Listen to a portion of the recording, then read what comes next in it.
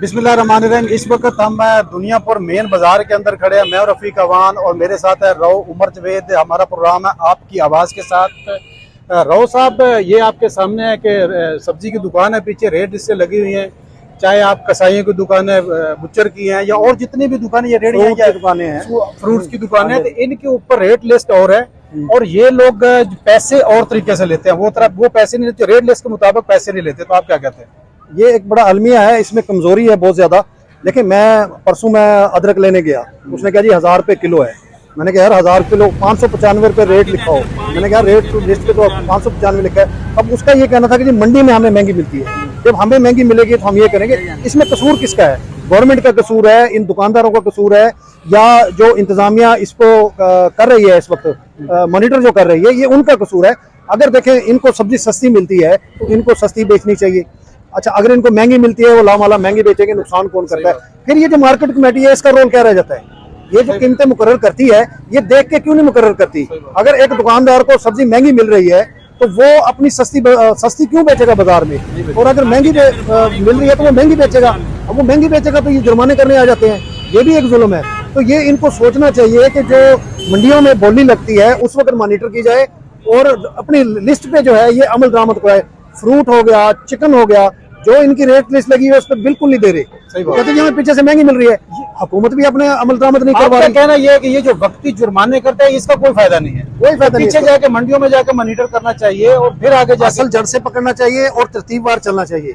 मंडियों में जिस वक्त बोली होती है उसका ख्याल रखा जाए कि वहाँ चीज कितने में दुकानदार खरीद कर लाया है और आगे उसका जो जायज प्रॉफिट है वो कितना ले रहा है मार्केट में। अगर वो उससे ओवर चार्जिंग कर रहा है तो उसको भारी जुर्माने करने चाहिए और बल्कि जेल में डालना चाहिए। जो लोगों को ये खुद साख्ता जो महंगाई है ना, इसने असल जुल्म लोगों के घरों में जो आग लगा रखी है ना, इस खुद साख्ता महंगाई ने लगा रखी है। एक 5 रुपए की चीज, बात जालम ऐसे है 5 रुपए की चीज जाके 250 रुपए की चीज बेच रहे हैं। ऐसे जालम एक रो साहब और चीज है, ये जितने भी दुकानदार है ये पहले बीच में पीटीआई की हुकूमत थी, इमरान खान को गालियां देते थे, कहते थे और दो वोट नू, और चीज महंगी बेचते थे।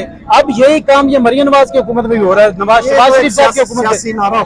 ये जो लोग है दुकानदार है, मैं इनकी बात कर रहा हूँ कि ये जो लोग कस्टमर यहाँ आते हैं उनको ये इस तरह की बातें सुनाते हैं कि यार और दो ना वोट, तो इनका वोट से क्या लेना देना यार? इस चीज से असल जो काम है वो गवर्नमेंट का काम है और मार्केट कमेटी का काम है। सही बात है, वो देखे, वो मॉनिटर ना यार, मॉनिटर करें चीज। इनको अगर सही कीमत पे मिल रही है तो ये सही कीमत पे बेचे।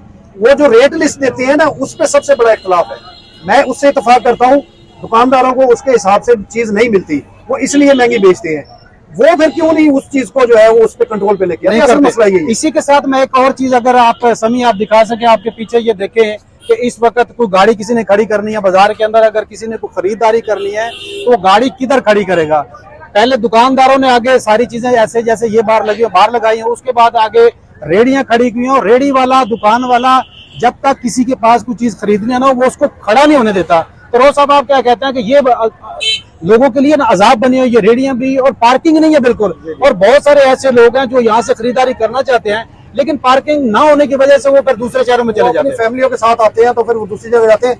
वैसे जो है ना एसी ऑफिस ने इनकी लाइन मुकर्रर की है, वहाँ खड़े होने का इनको। लेकिन लाइन में किधर साहब ये खड़े होते हैं? अलग बात है ना, वो उस पे अमल डेली बेसिस पे चेक होना चाहिए यार। मुहर्रम है, 9वीं 10वीं मुहर्रम है, सारी इंतजामिया का फोकस जो है ना वो मुहर्रम की तरफ है। उससे पहले मैंने देखा है कि टीएमए का एक मुलाजिम जो है वो फिर रहा होता है और जो लाइन से बाहर जाता है उसको लाइन में कर देता है।